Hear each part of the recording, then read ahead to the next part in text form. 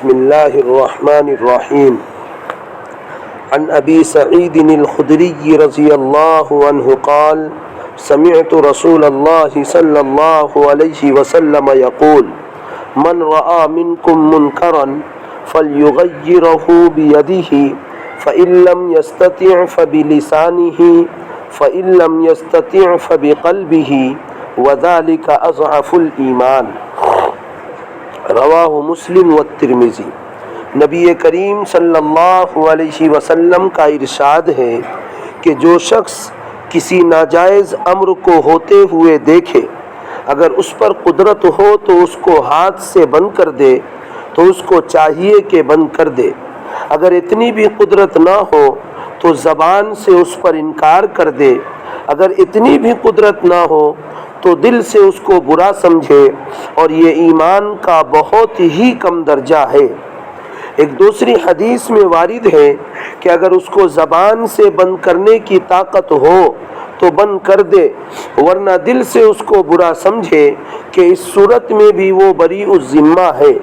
ایک اور حدیث میں وارد ہے کہ جو شخص دل سے بھی اس کو برا سمجھے تو وہ بھی مومن ہے، مگر اس سے کم درجہ ایمان کا نہیں ہے. اس مضمون کے متعلق کئی ارشادات نبی کریم صلی اللہ علیہ وسلم کے مختلف احادیث میں نقل کیے گئے ہیں.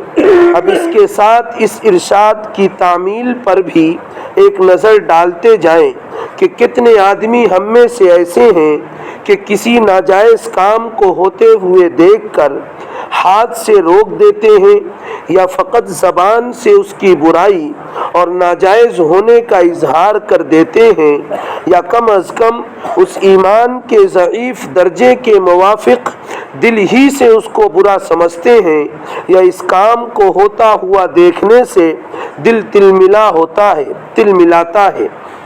تنہائی میں بیٹھ کر ذرا تو غور کیجئے کیا ہونا چاہیے تھا اور کیا ہو رہا ہے. صحابہ کرام رضی اللہ تعالی علیہم اجمعین نے حضور اقدس صلی اللہ علیہ وسلم سے ایک مرتبہ دریافت کیا کہ ہم لوگ ایسی حالت میں بھی تباہ و برباد ہو سکتے ہیں جبکہ ہم میں صلحاء اور متقی لوگ موجود ہوں گے.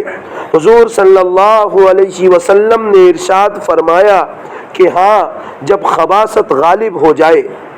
اس وقت مسلمانوں کی تباہی و بربادی کے ہر طرف گیت گائے جا رہے ہیں اور اس پر شور مچایا جا رہا ہے.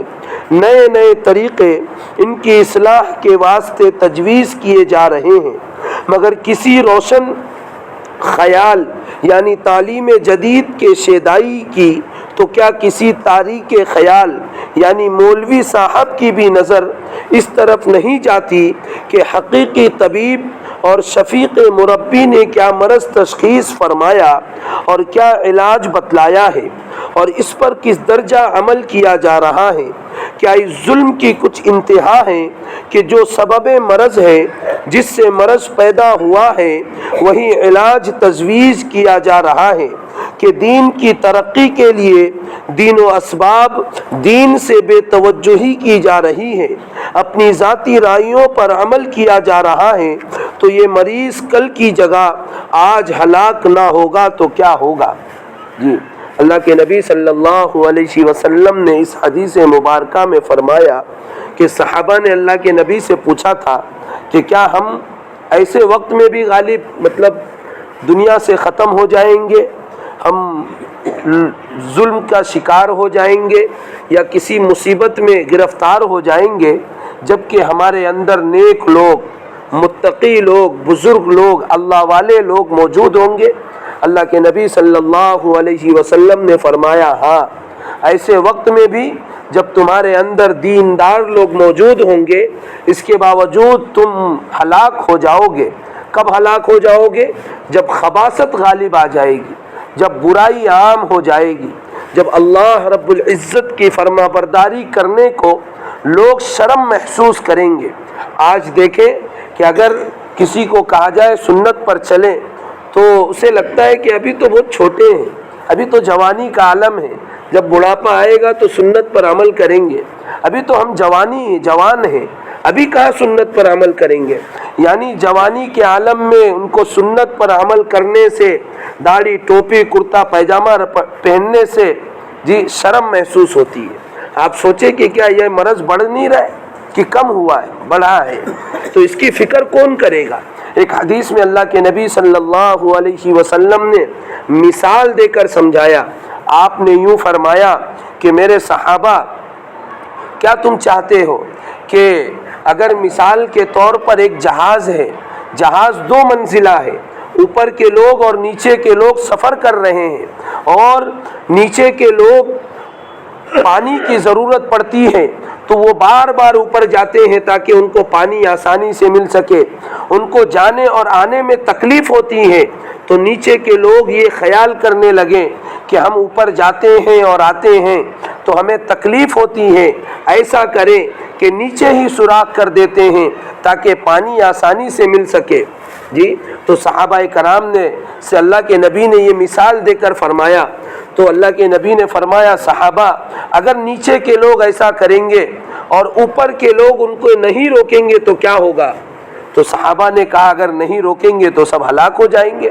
اللہ کے نبی صلی اللہ علیہ وسلم نے فرمایا جب دنیا کے اندر برائی عام ہو، جب اللہ رب العزت کی نافرمانی کھلم کھلا کی جانے لگے، جب اللہ کے حکم کو وہ لوگ توڑنے لگے جن کے گھر میں دیندار لوگ موجود ہیں، اس کے باوجود ان کی اولادیں اللہ کے حکم کو توڑنے لگے، تو ایسے وقت میں دیندار لوگوں کا یہ فرض بنتا ہے، یہ فریضہ عائد ہو جاتا ہے کہ وہ ان لوگوں کو ہاتھ پکڑ کر اللہ کے حکم کی طرف توجہ دلائیں اور برائی سے ان کو روکیں۔ جی اور اللہ کے نبی نے فرمایا کہ من رأى منکم منکرا فلیغیر بیدہ فإن لم یستطع فبلسانہ فإن لم یستطع فبقلبہ۔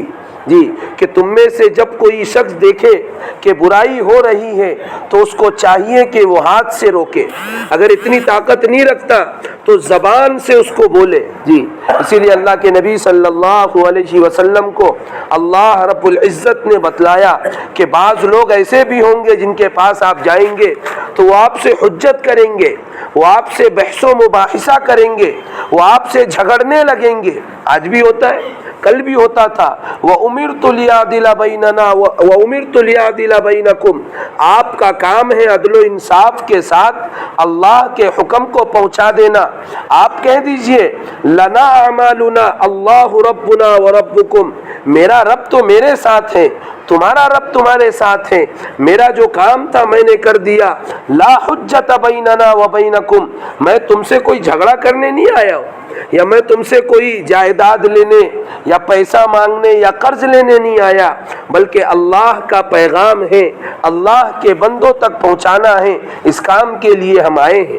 لہذا ہم دیکھیں کہ اپنے معاشرے میں، اپنے علاقے میں، اپنی سوسائٹی میں جو لوگ دین سے دور ہیں ان کی طرف توجہ ہو اور ان کو ہاتھ پکڑ کر مسجد کی طرف لائیں، پیار سے سمجھا کر، منت سماجت کر کے کہ اب بہت وقت گزر گیا نافرمانی کا، اب اللہ کی زمین پر ہم نے کتنی نافرمانی کر لی، صبح اٹھتے ہیں تو نافرمانی، شام میں رات میں سوتے ہیں تو نافرمانی، یعنی ابتدا بھی نافرمانی سے، انتہا بھی نافرمانی سے، اب تو حد ہو گئی نا، اب تو چھوڑ دیں اللہ کے واسطے، اب آ جائیں۔ اللہ رب العزت کا گھر ویران ہے، اللہ رب العزت کا گھر خالی پڑا ہے۔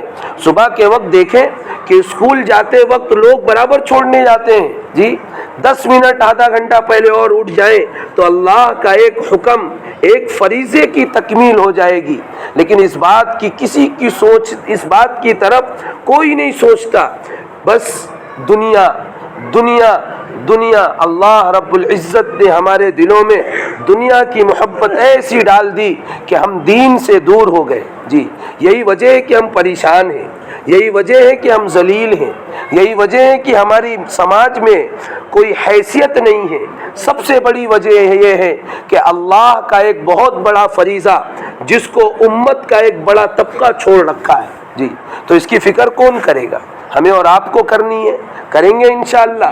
ہم سب ارادے کریں کہ اب ہم کل سے یعنی صبح فجر سے ہم بھی آئیں گے اور ساتھ میں کم سے کم 2 کو اور لے کر آئیں گے انشاءاللہ۔